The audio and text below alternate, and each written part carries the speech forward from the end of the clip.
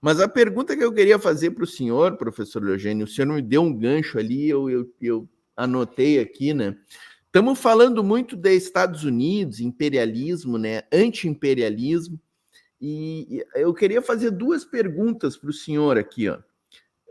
Quem manda efetivamente nos Estados Unidos, né? Porque a gente sabe que Biden, Trump e Obama são tudo a mesma coisa e não mandam nada. Então eu queria que o senhor dissesse aí para o nosso público quem efetivamente manda no império, né? Não vou nem dizer nos Estados Unidos, quem manda no império, né? E a segunda pergunta que eu queria fazer para o senhor, que o senhor já tocou um pouquinho ali falando no BRICS, na entrada de novas moedas, né? Se o Império ainda dá as cartas, professor, como é que nós estamos nessa nova era mundial aí, né? O Império já não manda mais, já não dá mais as cartas, ou ainda dá, professor? E como é que está o mundo multipolar? Já é uma realidade ou nós vamos ter que esperar um tempinho ainda para ver isso concretizado? Eu vou começar pela segunda, que é mais fácil responder. Esse debate, se nós já vivemos num mundo multipolar ou se ainda vivemos em uma transição, não há ninguém assim no campo nosso que diz que o mundo ainda é unipolar. Isso aí ninguém mais. Mas uma parte do nosso campo fala, não, é uma transição ainda. O império está muito forte e a multipolaridade não chegou ainda. Eu discordo radicalmente desse posicionamento, né? Inclusive, é uma eu sou um militante centralizado, organizado no partido, né? Mas o Congresso do partido fixou, desde 2009, vem fixando com a primeira posição, né? É uma transição. Alguns camaradas com tarefas de direção, eles têm usado o termo uma multipolaridade emergente, né? Mas não se afirma que ela chegou. Eu afirmo que ela chegou, mas é uma opinião minha pessoal, que é o capítulo de abertura desse meu último livro, Atualidades da Luta Antiimperialista. O mundo já é multipolar. Agora, você veja só, a diferença entre o mundo multipolar e uma nova era mundial. A nova era não está instaurada. Como assim? Qual a diferença? Eu estudo ordens e eras. O termo melhor é ordem, né? E não era, né? Também um dos capítulos é Novas e Velhas Ordens Mundiais, que é o título de um livro do Chomsky, que eu gosto muito, li a obra dele quase inteirinha. E qual é a minha... São 7 ordens de 1453 para cá, né? Que foi a conquista de Constantinopla pelos turcos, né? E aí cai o Império Romano do Oriente, que durou 1000 anos mais do que o Romano do Ocidente, né? Então, ali começa uma ordem. Aí depois vem Westfália, 1648. Aí depois vem as guerras napoleônicas e vem o Congresso de Viena, em 1800. E aí eu vou falando das ordens, né? Versalhes, 1919, Bretton Woods, 44, etc. Até 91 acabou a União Soviética. Por que veta não, por que aprova o cessar-fogo em 73 e para na hora a guerra? Porque tem a União Soviética. Com todos os problemas e defeitos, tinha a União Soviética. Agora, 9 tentativas, aprova na 9ª, e a guerra não para. Por quê? Mas, professor, o mundo já é multipolar, mas não consolidou a nova ordem. A nova ordem, ainda ela tem característica do império hegemônico, na hegemonia. Estados Unidos, acho que eu já falei aqui, é $1 trilhão o orçamento. Ninguém, somar todos os outros, não chega nisso sozinho. Agora, isso vai levar ao fim do Império e dos Estados Unidos. Por quê? Porque eles não têm como parar de investir. Como é que você sustenta 830 bases com 500 mil de soldados espalhados por o mundo e 106 países? Isso custa caríssimo. O último submarino, o último porta-aviões, que eles vão trocar a frota, eles têm 11 porta-aviões, 7, né, que é a nau capitânia das 7 frotas navais, fica sempre 4, né, na reserva, manutenção, estaleira, etc. Eles vão trocar os 11. Todos os 11 são nucleares. Todos. A China vai comissionar agora o 4º porta-aviões, né? Ela tem 3. 2 é eletrodiesel. Só o terceiro é que é nuclear. Agora o 4º. E até 2030 ela vem mais 3. Vai ficar com 7. Mas apenas 3 ou 4 nuclear. Os Estados Unidos vão trocar os 11. Só que o primeiro dos 11 que trocou, que é o primeiro dá o nome da classe, né? A classe anterior é chamada Nimitz, né? Todos nucleares, mas já estão ultrapassados. O primeiro que foi comissionado demorou 10 anos a construção, custou 13 bilhões de dólares. É a classe Gerald Ford. Então, eles vão trocar todos. Rapaz, 13 bilhões, uma nau, né? Nau capitânia, 90 aviões, 6 mil soldados. É a maior de projeção de poder naval, não existe igual. Tem alguns pensadores militares que dizem que não adianta nada disso porque um míssil acaba com esse porta-aviões. Mas eu não tenho essa opinião, né? Eu acho que é um poder grande e real, porque ele segue do lado dele 11 escort group, que chama, né? 11. Ninguém chega ali perto com um míssil, né? Aqueles 90 aviões, uns 10 ou 15, ficam o tempo todo no ar, né? Então, achar que chega ali, né? Porque aparentemente é um alvo fácil, né? É um aeroporto aberto, em mar aberto, né? Mas não é assim, né? Bom, então, o mundo é multipolar, mas nós ainda não temos uma nova ordem mundial. Quando é que essa nova ordem vai acontecer? Bom, eu não sou profeta, né? Eu sou analista só, sem nenhuma pretensão de grandes prognósticos, etc. Mas 50% do comércio mundial já não é mais feito em dólar, né? Não é mais feito. Aliás, o Brasil, semana retrasada, assinou o primeiro contrato com a China. Nós vamos pagar em yuan e reais. Professor, qual é o problema desse... Só uma interrupçãozinha. Eu ainda quero saber quem manda nos Estados Unidos, mas já que o senhor falou que o mundo já é multipolar, só para dar um temperinho aí na pergunta, o Brasil estaria em que lado aí nessa multipolaridade? Nós estamos no mundo multipolar, nós estamos no BRICS, né? O presidente Lula reforça o mundo multipolar, não tem dúvida. O Itamaraty joga no mundo multipolar, ninguém tem dúvida no Brasil. Nossa política externa, o presidente Lula... Já saímos da esfera de influência estadunidense, professor?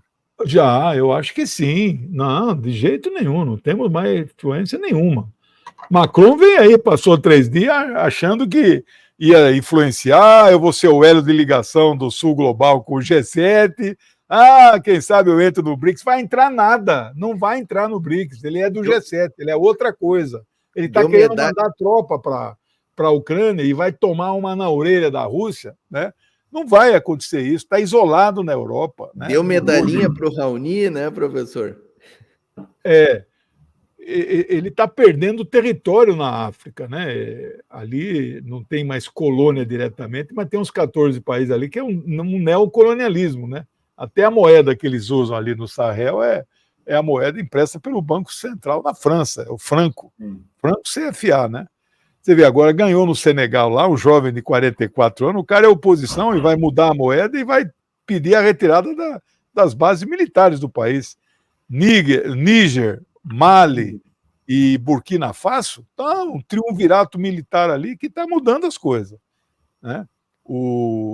A África tem a maior reserva de urânio do mundo e a França é dependente desse urânio, porque ela não trocou a Alemanha fechou todas as usinas nucleares, a França não fechou nenhuma. Ela depende 100% de usina nuclear. E o urânio, de onde vem? Né? É do Mali. Né? Bom, então, eu não tenho dúvida, né, os Estados Unidos não dão mais a carta. Eles são fortes ainda. Esse artigo meu que eu falo do mundo multipolar, eu dou vários exemplos. não vou aqui perder muito tempo com eles, mas vocês vão lembrar quando o Irã mandou 5 petroleiros com 2 milhões de litros de gasolina para a Venezuela, lembra? O que a Venezuela menos precisa é petróleo, né? Porque é a maior reserva do mundo. Mas eles não estavam refinando o petróleo. As refinarias estão paradas. Aí o Irã mandou combustível. Aí o almirante da 4ª Frota falou, não vem não, que nós vamos aprender tudo. Aprender o quê? Não é que eles queriam, eles anunciaram que aprenderiam. Passou o 1º, 2º, 3º, 4º, 5º, não aconteceu nada, e o Irã abriu uma rede de supermercados na Venezuela. Então eles já não podem mais tudo, né? Eles já não conseguem mais, né? Então, bem, aí eu estava falando na questão da moeda própria. Eles têm o SWIFT ainda. O SWIFT não aceita nenhuma moeda que não seja o dólar. Eu não tenho certeza se aceita o euro, né? Mas não aceita.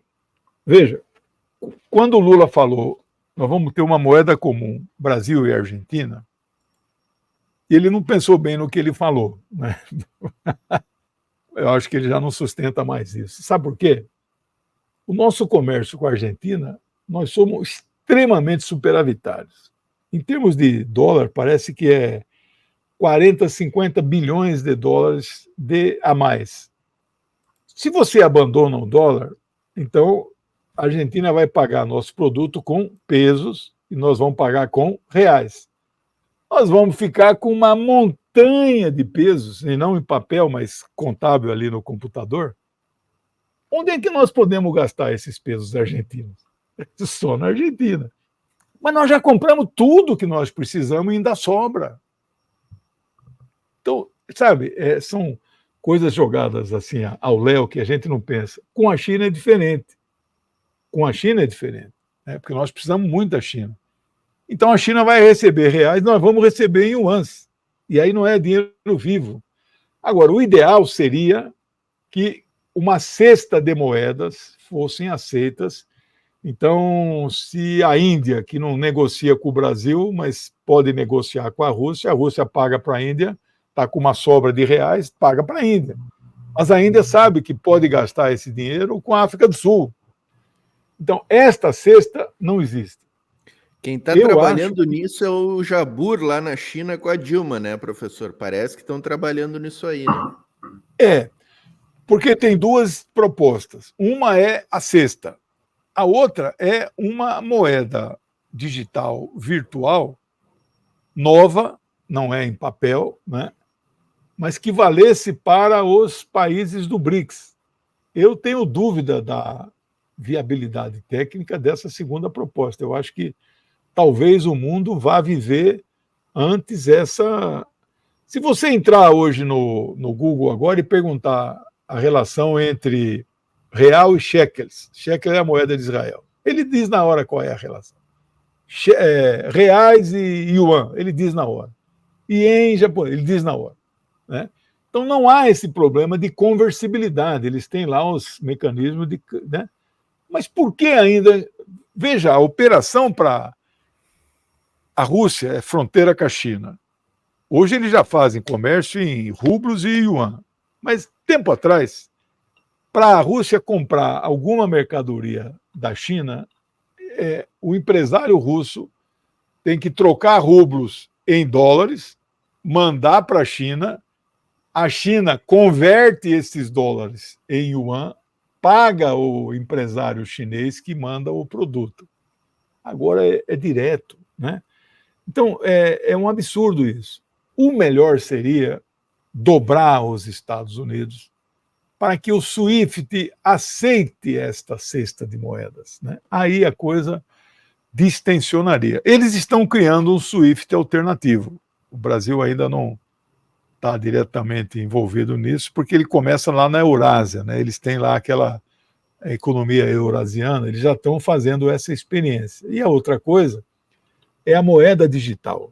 A China está criando esta moeda que teria reserva em ouro. Aí ela pode ser aceita em qualquer lugar do mundo, mas não, ainda isto não acontece. Então é um processo histórico. Bom, agora a pergunta Professor, o senhor falou que o mundo já é multipolar e trouxe essa questão das moedas, né? E isso a gente sabe que foi impulsionado assim vertiginosamente pela questão da Ucrânia, né? Com os embargos à Rússia, né? A Rússia começando a exigir rublos, né? Para vender o petróleo ali para a Europa no começo, né? Da questão. Depois, agora, pelo que eu sei, a Rússia está vendendo petróleo e gás para a Europa via Índia, né? Inclusive, eu acho que eu ouvi do senhor isso aí. E assim, o senhor diria então que antes da questão da Ucrânia nós ainda não estávamos no mundo multipolar antes da questão da Ucrânia? Foi a questão da Ucrânia que catapultou isso? Não, já estávamos. Antes nós já vínhamos? estávamos. A nossa análise do mundo multipolar é bem antes da guerra na Ucrânia. Quando começa a guerra, 22 de fevereiro de 2022, nós dizíamos duas coisas. O tempo todo nós dissemos, desde aquela época, e continuamos dizendo. Aquela guerra se trava a consolidação do mundo multipolar. E é verdade. Na hipótese praticamente improvável da Rússia perder, seria um retrocesso. Nós voltaríamos a 1990, a China ficaria sozinha, né? Como, aliás, uma parte da esquerda, você sabe, né? Eles torceram, eles são contra a Rússia, né? Chamam o Putin de fascista e a Rússia de imperialista, né? Eu não sei que manuais que eles estudaram, mas não foram os meus que eu estudei, né? Pior que você sabe... É algum manual feito nos Estados Unidos, né, professor? Pois é. É esquerda liberal, né, professor? A esquerda liberal é um problema, né? O Portinho e o Munhoz. Eles chegam a citar Lenin. Lenin, não vou dar nomes aqui, mas tem dois aí muito conhecidos. Um foi até do partido e está no PT hoje. Né? Lenin, a falência da Segunda Internacional, conhece esse texto? Quando Lenin combate o Karl Kautsky, né? o renegado Kautsky. Por quê? A Segunda Internacional, fundada por Engels em 1893, 2 anos antes de ele morrer, por isso que o Lenin vai fundar em 19 a terceira, né? Porque ela faliu a segunda. Começa a Primeira Guerra, o Kautsky, 14, 15, 16, 17, o Kautsky defende que o proletariado dos países membros, né, a Tríplice Entente, né, França, Inglaterra, a Tríplice Aliança é Alemanha, a França, Inglaterra e Rússia. A Tríplice Aliança é a Alemanha, Império Austro-Húngaro e Império Otomano, né? Então, a Tríplice Entente, Rússia, a França e Inglaterra, ele defendia que o proletariado desse país se alistassem no exército e morrer pelas suas burguesias.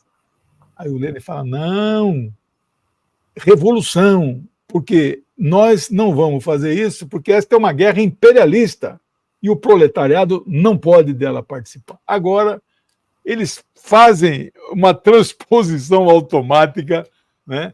Olha, tem que ver Lenin. O que Lenin diria hoje, né? Que é uma guerra imperialista, que a Rússia, país imperialista, está tentando dominar a Ucrânia imperialista. É uma barbaridade. Não tem nenhuma relação, né, professor? O Marx se revira no caixão quando eles falam isso. Olha, impressionante essa gente, viu? Bom, então, eu não tenho dúvida, o mundo já era multipolar e ele vem consolidando a multipolaridade porque a Rússia venceu essa guerra. Os Estados Unidos foi derrotados. Agora, por que não para a guerra na Ucrânia? Não para a guerra na Ucrânia porque os Estados Unidos não autorizam, né? Eles querem continuar a guerra, porque não é uma guerra da Rússia contra a Ucrânia, é uma guerra dos Estados Unidos contra a Rússia. E a Rússia ganhou. A Rússia deu a volta por cima. Aquelas empresas que saíram da Rússia já foram vendidas para empresários russos nacionais e estão faturando pra caramba. O McDonald's lá tem outro nome agora e usa tempero russo, não é aquela porcaria dos temperos dos Estados Unidos. A Zara tem outro nome lá. Então, eles deram a volta por cima. Os 50 milhões de metros cúbicos de gás que a Europa comprava da Rússia, a China está comprando 150, 3 vezes mais. Então, tudo foi resolvido. Tudo foi resolvido. Ela cresceu ano passado mais do que todo o G7. É a quinta economia do mundo em poder de paridade de compra. Quinta. Então, meu amigo, é a derrota. É a derrota. Eles estão perdendo a guerra na Palestina, perderam na Ucrânia, estão com dificuldade lá no Mar do Sul da China, porque né, eles querem ajudar Taiwan, mas não tem escapatória, eles sabem que é uma causa perdida.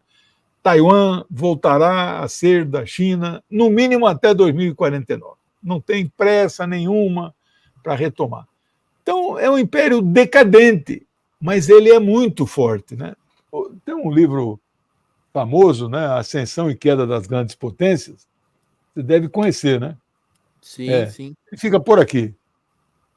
Eu mexo tanto aqui que às vezes eu não... É do Paul Kennedy, né? Ascensão e Queda das Grandes Potências. É um livro de 86. É um livro básico. Ele estudou impérios. Macedônio, grego, romano, otomano. Tem muitos impérios. 9, mais ou menos. Só ali no Oriente Médio passaram os 9 impérios. Aí qual é a conclusão do professor Paul Kennedy? A conclusão é a seguinte: todos os impérios fazem esse movimento aqui, né? Não é propriamente uma curva de Gauss, mas é o nascimento, é o desenvolvimento, é o apogeu, é o declínio e é o desaparecimento. Nada na sociedade, na natureza, nada consegue escapar desse, né, nós, eu já estou naquela fase ali e tal, né? Vocês estão ainda, né? Sim. Então, nada escapa. Por que os impérios vão escapar? Não vão escapar, né? Aí ele faz uma comparação que, quando estão aqui acabando, eles já são impérios decadentes, mas eles ficam violentos e mais guerreiros. Né? Então, é quase que se ele formulasse uma lei geral, né, que se aplica a tudo. E é isso que nós estamos percebendo. O imperialismo estadunidense, decadente, mas ele torna-se violento, raivoso, ele é agressivo, né?